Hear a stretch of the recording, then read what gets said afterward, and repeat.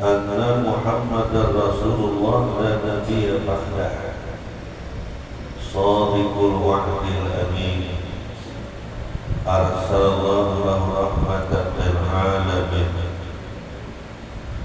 basyiran wa nadhiran wa da'iyan ilal haqq bi'iznihi wa sirajan munira. Allahumma salli wa sallim wa barik ala sayyidina wa nabiyyina wa maulana Muhammadin wa ala alihi wa sahbihi wa man tabi'ahum bi ihsanin ila yaumiddin wa ba'd. Bapak-bapak, ibu-ibu, hadirin dan hadirat jamaah salat subuh Masjid At-Thayyib yang mudah-mudahan kita sama-sama dimuliakan Allah. Puji syukur kehadiran Allah Subhanahu wa Ta'ala yang telah memberikan kepada kita rahmat dan karunia-Nya, yang telah memberikan kepada kita nikmat yang sangat banyak. Selanjutnya salawat dan salam terus kita sanjungkan kepada junjungan tercinta Nabi besar Muhammad sallallahu alaihi wasallam, juga kepada keluarga beliau yang hidup bagaikan bahtera keselamatan tanpa petunjuk ke jalan yang lurus. Kita juga mohonkan curahan rahmat akan diberikan kepada para sahabat Rasulullah. Kita juga mohonkan curahan rahmat akan diberikan kepada para imam madhab, para muqallidin, para hufad, para mufassirin, para fuqaha, para muhaddisin, para sufiyin, para tabi'in, para wali pemimpin umat, juga kepada guru-guru kita yang mengajarkan kebaikan kepada kita. Kita juga mohonkan curahan rahmat yang diberikan khususnya kepada kedua orang tua kita, baik yang masih hidup ataupun yang sudah meninggalkan dunia yang fana ini. Kita juga mohonkan curahan rahmat yang diberikan kepada orang-orang yang melakukan amal kebajikan, dan mudah-mudahan kita pada subuh hari ini termasuk dalam kategori orang-orang yang melakukan amal kebajikan, sehingga kita juga akan mendapatkan curahan rahmat dari Allah Subhanahu wa Ta'ala. Amin ya rabbal alamin. Kembali kita berkumpul di majelis kita ini, di masjid ini, dalam rangka untuk bersama-sama kita belajar, bersama-sama kita memperdalam pengetahuan agama, bersama-sama kita mengulang-ulang pelajaran-pelajaran yang mungkin dahulunya pernah kita pelajari, dalam rangka untuk memantapkan akidah keimanan, keislaman dan keihsanan kita. Pada pertemuan yang telah lalu, kita bersama-sama mempelajari pasal menerangkan tentang iman dan rukun-rukunnya secara global. Nanti akan kita pelajari secara detail insyaallah. Iman menurut bahasa adalah atasdik, pembenaran, membenarkan.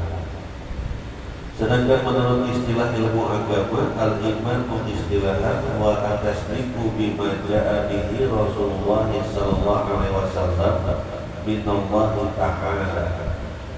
Iman menurut istilah ilmu agama adalah membenarkan, atasdik, membenarkan.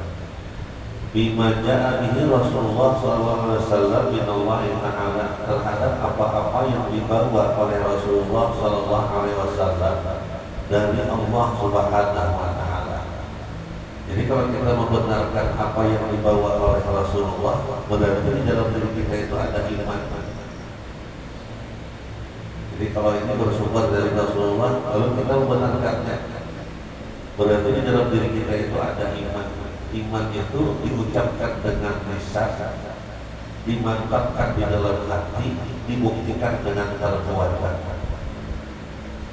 Rukun-rukunnya ada 6. Yang pertama iman kepada Allah, yang kedua iman kepada malaikat-malaikat Allah, yang ketiga iman kepada kitab-kitab Allah, yang keempat iman kepada rasul-rasul Allah, yang kelima iman kepada hari akhir atau hari kiamat, yang keenam iman kepada Allah dan qadar. Antara rukun iman yang satu dengan rukun iman yang lainnya tidak bisa dipisahkan. Jadi kalau ada orang yang menentang salah satu rukun iman, berarti dia harus mengulang 2 kalimat syahadat. Kalau ada yang menentang atau mengatakan Quran itu rekayasa saja, itu kalau dia muslim dia harus mengulang 2 kalimat syahadat. Tapi kalau dia bukan muslim, dia tidak usah diulang. Umpamanya kita non muslim mengatakan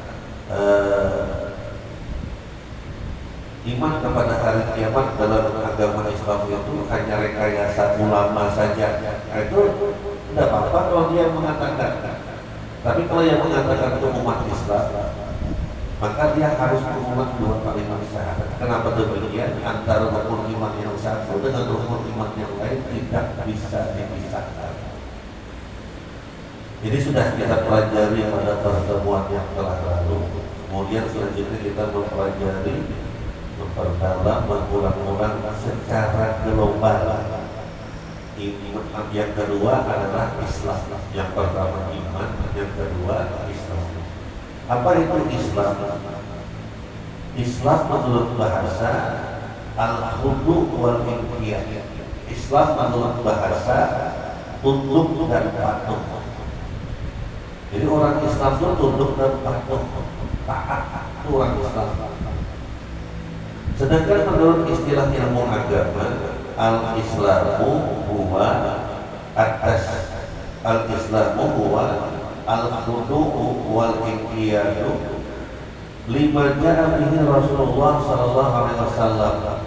Tunduk dan patuh terhadap apa-apa yang dibawa oleh baginda Rasulullah SAW. Jadi iman itu membenarkan, Islam itu tunduk dan patuh. Tidak boleh orang membenarkan lalu dia tidak tunduk dan patuh, itu tidak boleh. Orang yang beragama Islam dan beriman harus membenarkan apa-apa yang dibawa oleh Rasulullah dari Allah. Kemudian dia harus tunduk dan patuh. Antara iman dan Islam ini tidak bisa dipisahkan. Tidak boleh saya iman aja tanpa Islam. Kan ada di masyarakat kita seperti itu. Ada orang yang iman saja kepada Allah tapi tidak sholat, tidak puasa di bulan Ramadan. Nah, itu tidak boleh.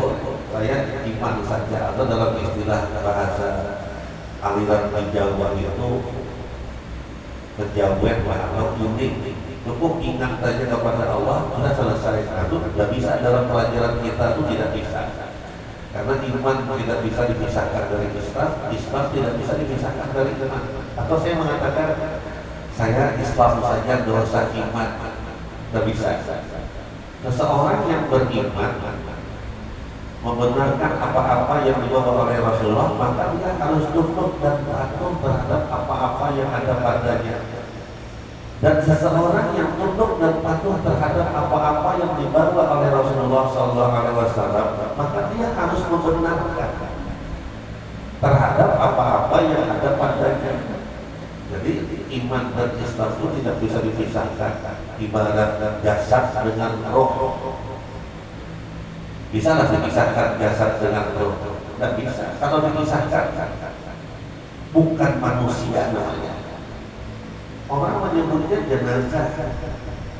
Kalau roh itu terpisah dari jasad kita, orang tidak menyebutnya rumah yang normal. Orang menyebutnya jenazah, orang menyebutnya mayat. Coba Bapak Ibu dengar di masyarakat, kalau ada yang meninggal, yang pertama kali hilang itu namanya. Ada sebulan meninggal, rumah itu meninggal di rumah sakit jam 8 pagi. Sampai di grup WA pertanyaan yang menghantui, jenazahnya di mana? Orang tidak menyebut nama lagi, sudah jenazahnya di mana? Lalu orang ke rumah, jenazahnya sudah tiba di rumah kah? Mayatnya sudah tiba di rumah kah? Kalau jenazah itu agak satu, kalau mayat itu agak kasar. Yang lebih kasar lagi bangkai. Bangkai itu lebih kasar lagi. Jenazahnya sudah tiba, sudah. Jenazahnya sudah dimandikan kah?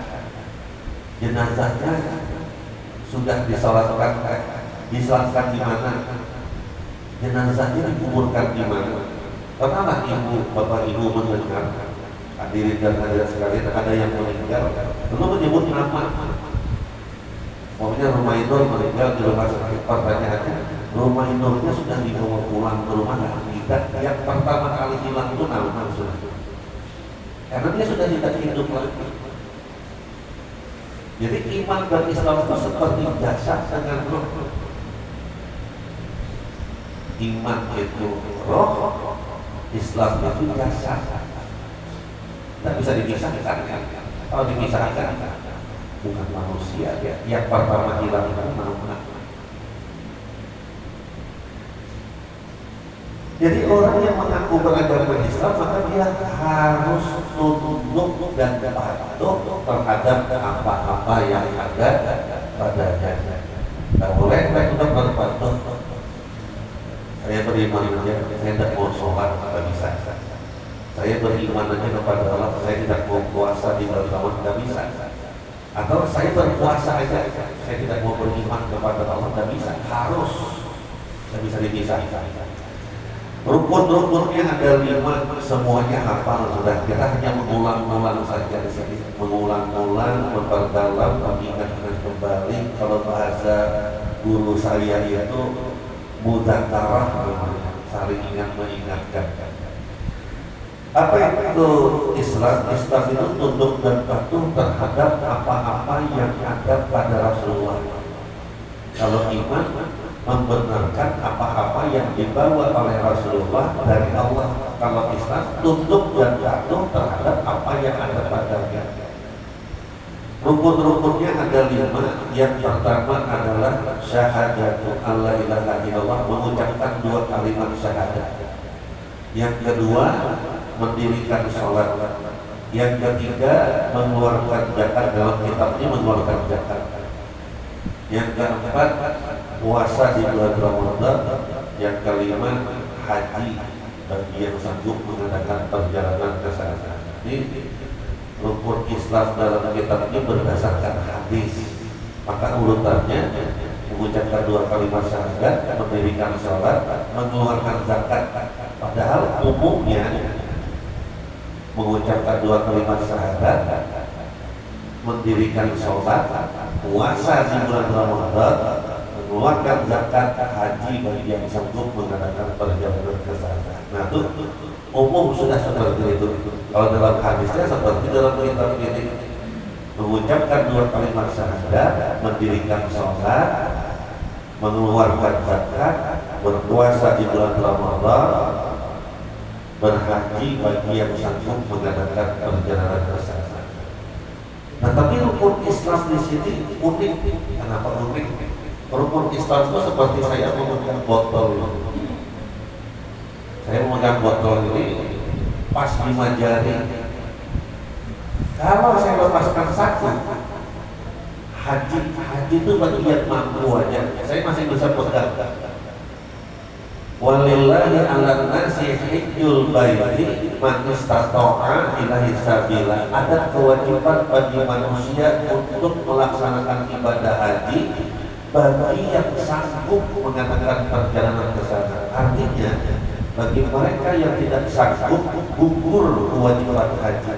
Yang wajib saja gugur karena tidak sanggup, apalagi yang sunnah. Jadi gugur kewajiban bagi yang tidak sanggup. Tapi bagi yang sudah ada harta, tapi dia tidak mau berangkat, tidak mau, malas, berdosa. Duitnya ada, kesempatannya ada, lalu tidak mau berdosa. Jadi kalau sudah ada harta, belajar habis itu. Kenapa belajar? Karena haji itu biayanya mahal, waktunya susah. kesempatannya sedikit. Daftar sekarang 40 tahun kemudian baru berangkat. 2026 bayangkan 2046 baru berangkat. Samarinda lah kita bicara sebenarnya, kita tidak bicara Tenggarong, kita tidak bicara Malinau. Kalau Malinau cepat, Tenggarong agak cepat sedikit. Yang lambat itu Balikpapan, Samarinda 40 tahun menunggu itu. Nah itu jadi gugur udah sangat cepat. Kewajiban hajinya gugur. Jadi kalau dia tidak melaksanakan haji karena memang tidak sanggup, karena gugur kesanggupan, maka gugurlah kewajibannya untuk berhaji. Masih bisa kita pegang botolnya itu. Ingat, haji bagi yang sanggup, bagi yang tidak sanggup gugur kewajiban. Bagaimana umpamanya saya penghasilan tidak ada, penghasilan tidak ada, duit tidak ada, sepeda tidak ada. Bayangkan kendaraan tidak ada, sepeda, apalagi kendaraan sepeda motor, sepeda ya, sepeda ekor, duit tidak ada. Mantan karena sudah menikah ikut mertua, tinggal di rumah mertua, mertua indah, perumahan mertua indah. Tiba-tiba adanya mau berangkatkan, sudah daftarkah? Belum. Kenapa belum daftar? Duitnya tidak ada. Kalau saya berangkatkan gimana? Nah, itu sanggup berangkat. Ini kebetulan pengalaman pribadi. Ya, ya. Saya ceramah haji 2 tahun. Ceramah haji, bila ada acara haji saya dipanggil. Bila ada yang berangkat haji saya dipanggil. Saya jelaskan pertanyaan jamaah. Guru, mungkin berapa kali berangkat haji sudah? Belum pernah. Cuma berangkat itu pindah musti. Naik pesawat, berangkat. Kalau kita gelombang pertama ke Madinah dulu. Kalau dari Madinah hendak ke Mekah kita harus berpakaian ihram untuk umrah. Mikatnya di Bir Ali. Sampai di Mekah kita letakkan koper dulu, baru kumpul di lobi, baru berangkat ke masjid. Bagi yang belum sholat dulu. Umpamanya sampainya malam, bagi yang belum maghrib isya dulu. Jamak takhir, baru tawaf, baru sa'i, baru bergunting. Maka selesailah ibadah umrah. Itu yang disebut dengan haji tamattu. Saya jelaskan nanti. Kalau kloter terakhir mungkin ifrad saja, dia berhaji aja. Berniat di Lam atau di Bandara King Abdul Aziz, lalu sampai hari H dia masih berpakaian ihram, itu ifrad. Terserah dia mau umrah atau tidak, yang penting dia haji saja, itu ifrad. Atau dia karena waktunya masih panjang, berhajinya, berumrahnya setelah haji, boleh, itu ifrad. Bagi mereka penduduk Mekah langsung sekali jalan. Sengaja saya berhaji dan berumrah dan berihram karena keduanya wajib karena Allah Ta'ala. Itu haji ihram namanya. Saya terangkan hukum di Arafah, mabit di Muzdalifah, melontar umrah di Mina. Ada tahalul awal, ada tahalul sani, ada nafar awal, ada nafar sani. Pertanyaan jamaah berulang-ulang. Guru, berapa kali dia sudah berangkat haji? Belum pernah. 2 tahun kemudian telepon berdering. Assalamualaikum warahmatullahi wabarakatuh. Anu ingat ada rencana berangkat haji kan tahun ini? Ada. Mulai lama sudah rencana itu. Ada niat kan? Ada. Sudah daftar kan? Belum. Apa belum? Duitnya belum ada lagi. Kalau seandainya diberangkatkan bagaimana? Masih telepon rumah. Dulu belum ada handphone, belum mengisi handphone. Tahun 2001 masih ingat itu saya bulan September 2001. Kalau diberangkatkan bagaimana? Yang pertama saya lihat itu kaki. Nempel aja di lantai. Berarti lain bibi itu lain. Sudah nanti malam ke rumah. Nah, belum punya sepeda. Belum punya sepeda mau apa lagi? jalan kaki keringatan, kalau bahasa Banjar itu limbui. Tetap assalamualaikum, waalaikumsalam. Hah?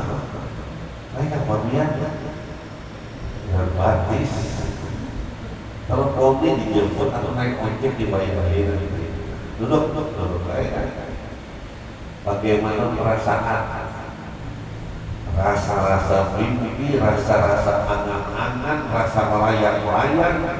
Bayangkan semangatnya tuh bukan lagi semangat 17 Agustus, semangatnya jalan kaki. Umur sekarang udah harapan panjang, cuma masih muda bahari kan. Sudah, jangan ragu-ragu lagi. Ini bukti setornya. Besok periksa kesehatan. Karena waktu itu masih belum ada istilah waiting list. 2001 itu daftar Februari berangkat. Daftar Februari berangkat. 2000 daftar, 2001 berangkat. 2001 berangkat. Belum ada duit. Nah itu berarti sanggup sudah. Walaupun ada gerundung jamaah, gerundung masyarakat, gerundung keluarga, gerundung tuh berangkat sholat harusnya lewat bini. Nah itu kan tidak paham berarti kita diberangkatkan, masa kita lewat bini ya. Ya perangkatkan dulu kan, kalau bini dulu, kalau kadang ada mau dulu masalahnya itu perangkat. Urut 2001, bini urut 2003, abahnya bawali. Alhamdulillah, duit ada benisik, pegawaian kalau kami ada, kendaraan tidak punya, rumah tidak punya. Laki bini kami berangkat haji sudah, kita harus bini harus belajar. Kenapa demikian? Karena banyak orang berhaji, itu tadi sayang biayanya mahal, waktunya lama. Sayang kalau tidak sah. Itu juga umrah. Sayang kalau tidak sah umrahnya sayang. Jadi haji bagian satu. Tapi kalau diberangkatkan jadi sanggup punya jadi masuk kategori mampu. Karena diberangkatkan tadi. Yang kedua, mengeluarkan zakat. Zakat bagian mampu juga. Bagi yang tidak punya duit, gugur kewajiban zakat. Yang punya duit harus sampai senisab.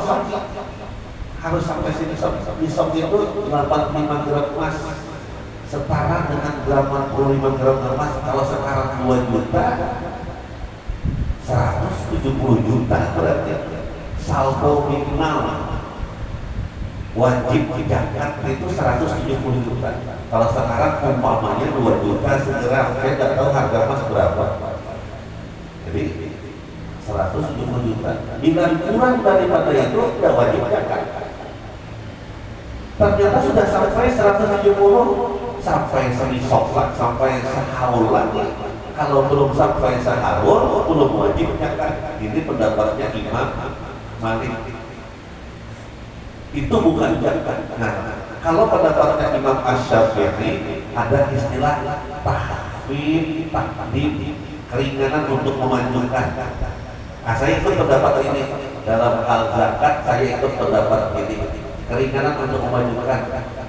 Umpamanya dapat duit 1 miliar bulan Januari berjualan tanah, umpamanya karena pengen mengambil barokahnya Ramadan, lalu berzakat di bulan Ramadan. Itu tahfif, takdim, seharusnya kan Januari 2027 seharusnya. Karena ingin mengambil keberkahan di bulan Ramadan, maka boleh dilanjutkan. Nah itu pendapatnya Imam Asy-Syafi'i. Boleh. Begitu juga zakat fitrah. Zakat fitrah itu wajibnya matahari tenggelam hari terakhir bulan Ramadan. Umpamanya besok hari Rabu, besok habis Lebaran. Nah, hari ini maghrib baru wajib zakat fitrah itu. Kalau sebelumnya tidak wajib. Kata Imam Malik itu bukan zakat fitrah, itu sedekah biasa aja. Sampai tenggelam matahari baru wajib. Jadi bagi yang lahir habis sholat maghrib tidak wajib dikeluarkan zakatnya. Besok Lebaran, Kamis lahir habis maghrib tidak wajib zakat. Kalau lahir sebelum maghrib dan hidup habis maghrib wajib zakat. Lahir sebelum maghrib, besok lebaran. Lahir sebelum maghrib sampai habis maghrib masih hidup bayinya, maka dia wajib dikeluarkan zakatnya oleh orang tuanya. Lahir sebelum maghrib meninggal tidak wajib karena dia tidak ketemu dengan akhir Ramadan, matahari tenggelam, tidak wajib. Nah, orang meninggal jam 5 sore besok lebaran, hari Kamis jam 5 Rabu jam 5 sore meninggal, tidak wajib zakat fitrah. Tidak wajib, kita bicara wajib tidaknya. Bayi lahir habis maghrib tidak wajib zakat fitrah. Orang meninggal habis maghrib wajib zakat fitrah. Zakat fitrahnya wajib. Nah, cuma pendapatnya Imam Asy-Syafi'i boleh dimajukan sejak awal Ramadan. Nah, keluarkan aja zakatnya. Yang meninggal pertengahan Ramadan itu tidak wajib zakat fitrah. Cuma usul keluarkan aja zakat fitrah. Keluarkan aja. Itu pendapatnya Imam Asy-Syafi'i. Keluarkan aja zakat fitrah. Hari ini meninggal, besok lebaran, keluarkan aja zakat fitrah. Tidak wajib, cuma bagusnya keluarkan aja. Tahfir, takdim, keringanan untuk memajukan, begitu juga zakat harta. Sudah sampai besok, sudah sampai sahur, ternyata belum sampai sahur, boleh dimajukan. Ini pendapatnya Imam Asy-Syafi'i dan saya ikut pendapat Imam Syafi'i dalam hal mengeluarkan zakat. Silakan beda pendapat. Itu sama, ini masjid, masuk masjid, masuk masjid. Khotib sedang berkhutbah. Kalau pendapatnya Imam Malik, masuk duduk, dengarkan khutbah. Karena mendengarkan khutbah hukumnya wajib. Salat-salat ada keluar masjid hukumnya sunnah. Kalau pendapat Imam Syafi'i, khotib sedang berkhutbah, masuk masjid, salat-salat 2 rakaat, baru dengarkan khutbah. Salat 2 rakaat, salat, dengarkan khutbah. Saya ikut pendapat ini dalam hal masuk masjid ketika khotib sedang berkhutbah. Tapi silakan beda pendapat. Yang beda pendapat, yang penting kalau kita berbeda pendapat, jangan kekencangan urat leher, jangan berdebat, itu yang penting.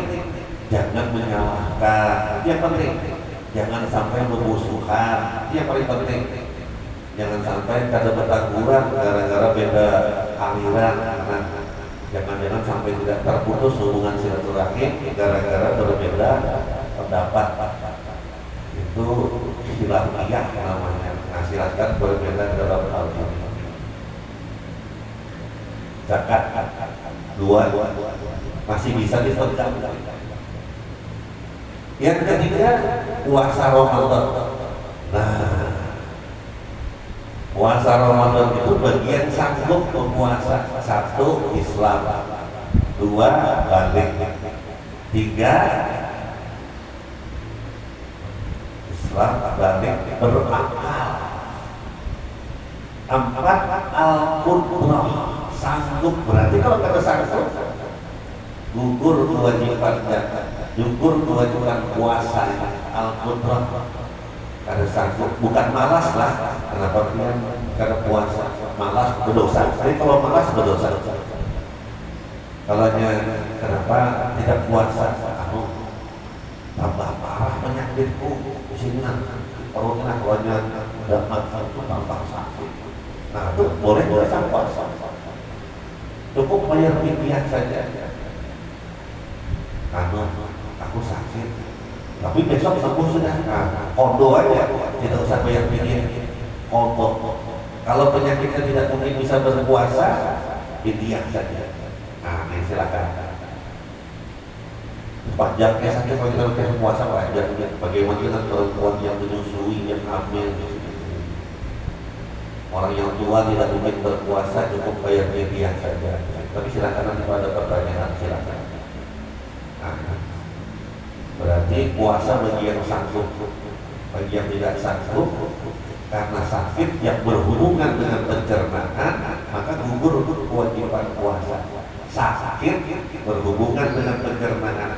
Kalau sakit tidak ada hubungannya dengan pencernaan, wajib puasa. Contoh, ujar guru rumah, kalau sakitnya tidak bisa sembuh-sembuh, boleh pada puasa.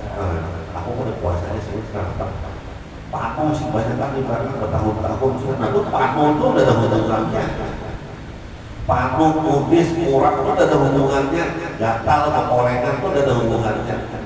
Tapi kalau sudah mah itu berhubungan kanker, berhubungan kanker sini, kanker perut, tumor, udah bisa puasa. Fisik lemah itu bisa, boleh puasa. Nah tapi kalau penyakit yang tidak sembuh-sembuh tidak ada hubungannya. Bisul umpamanya di sini, nah itu wajib puasa. Kalau yang tidak puasa karena sakit bisul tadi, wajibnya mengganti bukan mengkodok, wajib mengganti. Nah, selesai puasa sudah, tinggal dua. Yang pertama mengucapkan 2 kalimat syahadat, yang kedua mendirikan sholat. Bisa lah dilepas. Kalau dilepas, nah jatuh. Kalau dilepas jatuh. Jadi 2 kalimat syahadat dengan mendirikan sholat. Nah ini tidak bisa ditinggalkan. Minimal kata ulama, syarat seorang itu bisa dikatakan Islam minimal dia mengucapkan 2 kalimat syahadat, mendirikan sholat itu minimal sudah. Bisa disebut Islam sudah, cukup disebut Islam.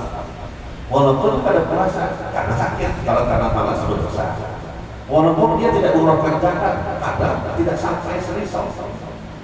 Tidak mengeluarkan zakat, tidak sampai serisau. Tapi kalau sampai serisau, sampai sahur, lalu tidak mau mengeluarkan zakat, berdosa.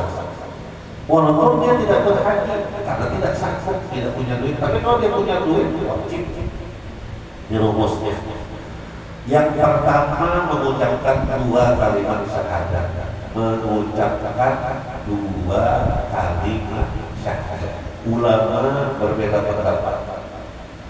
Apakah bagi yang lahir dari orang tua yang muslim dan muslimah, anak itu wajib mengucapkan 2 kalimat syahadat? Ulama yang pertama mengatakan tidak wajib karena orang tuanya muslim sudah, mamanya muslimah, bapaknya muslim sudah, maka tidak wajib. Cuma dia wajib belajar tentang 2 kalimat syahadat yang berhubungan dengan 2 kalimat syahadat. Jadi tidak wajib. Ulama yang kedua mengatakan wajib mengucapkan 2 kalimat syahadat. Kalau sudah dia balik berakal, wajib mengucapkan 2 kalimat syahadat. Nah, untuk bisa mengucapkan 2 kalimat syahadat berarti dia wajib belajar. Berarti kedua-duanya sama, mewajibkan belajar yang berhubungan dengan 2 kalimat syahadat. Tapi silakan beda pendapat. Mayoritas ulama tidak wajib mengucapkan 2 kalimat syahadat. Cuma kadang-kadang Pak, kadang-kadang Bu, kadang-kadang hadirin dan hadirat sekalian, minta maaf, minta ampun. Pas menikah biasanya ada Pak Imam, ketua kepala KUA atau penghulu yang mewajibkan mengucapkan 2 kalimat syahadat. Itu ada. Ujar sini 2 kalimat syahadat, asadu salah lagi, asadu lagi, sampai dimatikan ulang. Gara-gara asadu aja, asadu salah ya sini. Asadu salah, asadu salah, ulangi aja. Asadu salah. Ini ada yang ada penghulu yang seperti itu. Tergantung pian aja nanti. Kalau ada penghulu nanti itu, dia anak pian, namanya laki-laki, cari yang lain aja kalau bisa. Atau berwakil dengan tuan guru kan yang fleksibel. Ini ada penghulu yang keras. Kita mampu ada penghulu yang keras di sini. Ini ada yang harus. Kalau yang mulut cukup KTP Islam itu cukup sudah. Kalau dia bertanya ke saya cukup sudah. Asadu salah, ya kan? Ashadu salah di sini. Oh ya. Nah itu ada yang seperti itu. Ada yang pas menikah, ada juga yang dalam hati 2 kalimat syahadat. Ada yang dalam hati dua kalimat syahadat, dalam hati istighfar, ada seperti dalam hati istighfar, istighfar dalam hati sudah ada, berniat dalam hati. Ada yang imam seperti ini, ada dua ucapkan biasanya, nah itu kadang-kadang sudah syahadatnya salah, istighfar biasanya astagfirullah salah, ya kawan, astagfirullah, astagfirullah. Ada juga yang dua kalimat syahadat, asyhadu alla ilaha illallah wa asyhadu anna Muhammadar Rasulullah. Istighfar, astagfirullahaladzim, astagfirullahaladzim, astagfirullahaladzim, alladzi la ilaha illa huwal hayyul qayyum wa atubu ilaih. Imamnya penting, padahal kan temutar-temutar itu sama. Apalagi yang minta maaf yang demam panggung, tambahnya yang demam panggung berpaluan itu kan. Itu yang bahari sampai dimatikan tuh, nah bahari, wah ini udah lagi sudah dimatikan bahari ya. Belum pernah di salah satu rumah, belum pas diundang pernikahan, pas diundang itu tiba-tiba lu ditunjuk jadi saksi, anu guru, dia saksi guru lah. Dulu bertunjuk aja, kalau wah ini kan KTP, ya kawan. Kalau dulu ada tunjuk aja. Anu guru saksi guru lah, dia saksi kedua, dia siap ya loh. Saksi pertama kai, saksi kedua lo, wawas dah. 20 tahun yang lalu, waktu itu masih muda lo, sampai hari ini masih muda, perasaan.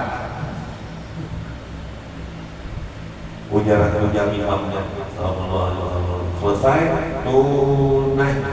Ujaran yang mempelai laki-lakinya tunai. Ya apa dulu? Jalan saksi pertama ulangi ke sini. Ya boleh. Tunai. Ya apa dulu? Saksi pertama jalan ulangi ke sini. Tunai. Ya apa dulu? Saksi pertama ulangi ke sini. Guru bingung bisa di mana? 5 kali nangis pengantinnya itu, nangis limpul air mata. Tunai 6 kali saja aku bahari 7 kali aku lagi astagfirullah balasannya sudah sini aku bahari 7 kali padahal kita maafkan tunai saya terima itu sah saudara, saya terima. Buat bahasa Arab simpel lagi ya. Qabiltu nikahaha wa tajwizaha bil mahril mazkur. Sah, saya terima nikah dan kawinnya dengan mas kawinnya tersebut. Sudah selesai, saya terima, sah sudah. Pernah juga kejadian kemunduran yang laki-lakinya ini orang Melayu Malaysia datang ke Banjar kampung sini-sininya itu sekolah di Malaysia berdapat pulangnya ke Banjar sana dinikahkan orang nikahkan jadi punya permurunnya Islam kalau ya sudah yang mana ujar sendiri aku terima cara menerima ya sudah kacau jalur sudah. Sementara si Malaysia saya terima, aku terima di sini. Masalah saya terima ya. Itu si lawasan saja hanya selesai akan nikah bujar sini dudi karena kalau ada orang ini jangan dikira aku di sini yang lain aja. Nah kan saya terima aja padahal bahasa apa aja. Aku terima di sini. Saya terima, saya terima, aku terima di sini. Allah, itu kisah-kisah nikah. 2 kalimat syahadat itu adalah 2 kalimat persaksian. Yang pertama disebut dengan syahadat tauhid, asyhadu alla ilaha illallah. Yang kedua syahadat Rasul, wa asyhadu anna Muhammadar Rasulullah. Yang disebut dengan 2 kali Yang pertama syahadat tauhid, saya bersaksi bahwasanya tidak ada Tuhan selain daripada Allah. Yang kedua syahadat Rasul, dan saya juga bersaksi bahwasanya Nabi Muhammad itu adalah utusan Allah. Sampai sini mungkin ada pertanyaan.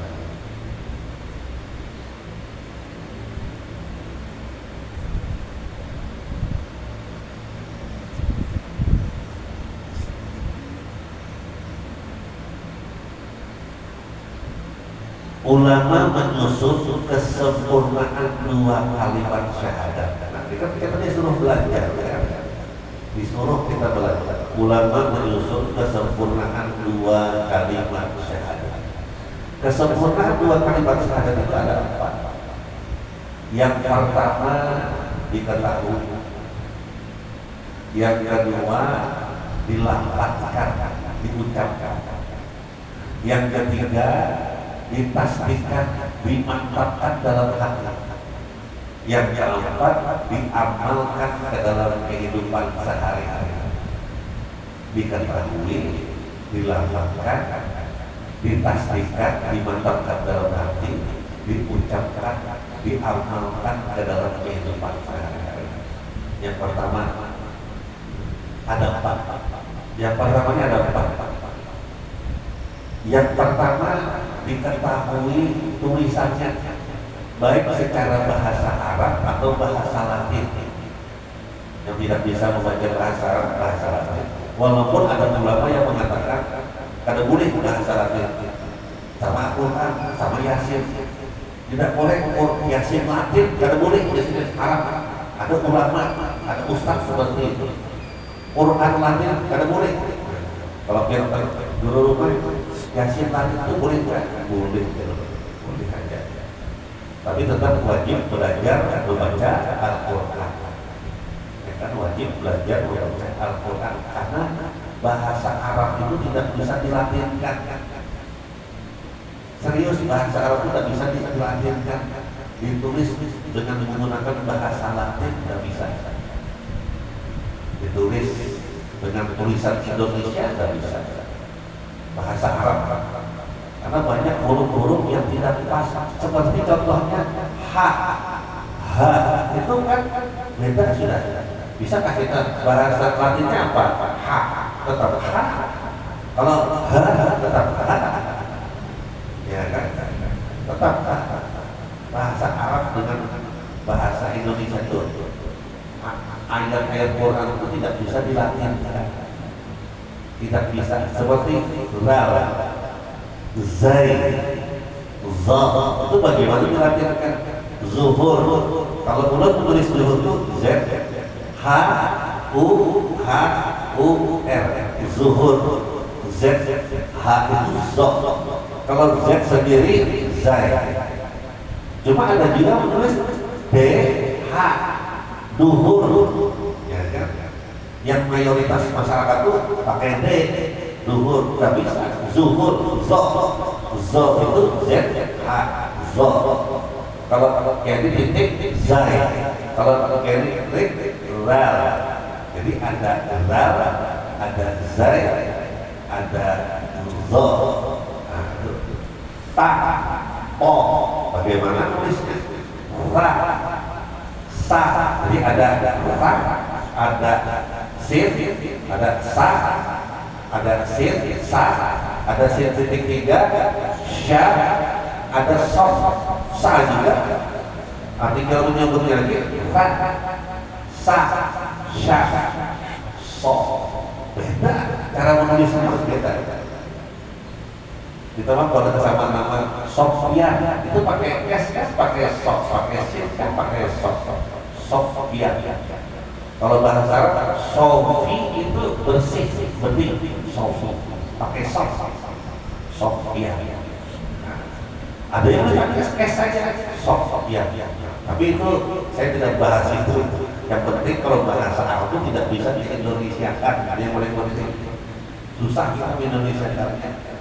Apalagi ejaan Bahari, terutama yang namanya Ahmad. Itu kalau Bahari, H itu C, H, ya keluar C, H. Acamat kan padahal itu CH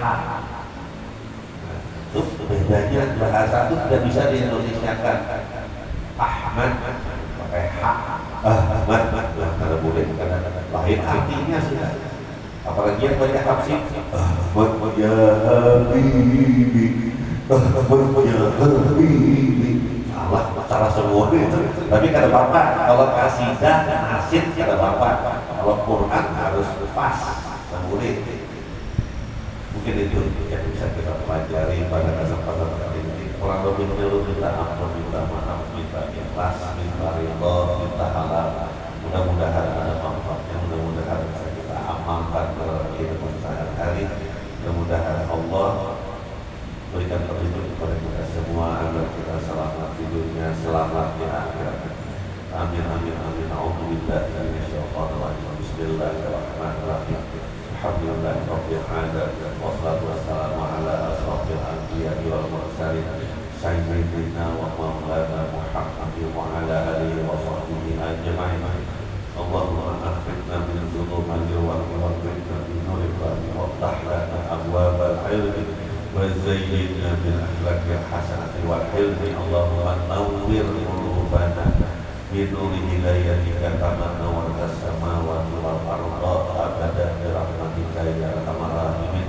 Rabbana atina fid dunya hasanah wa fil akhirati hasanah wa qina adzabannar. Subhana rabbika rabbil izzati amma yasifun wa salamun ala mursalin walhamdulillahi rabbil alamin. Taqabbalallahu minkum minna wa minkum. Wassalamualaikum warahmatullahi wabarakatuh.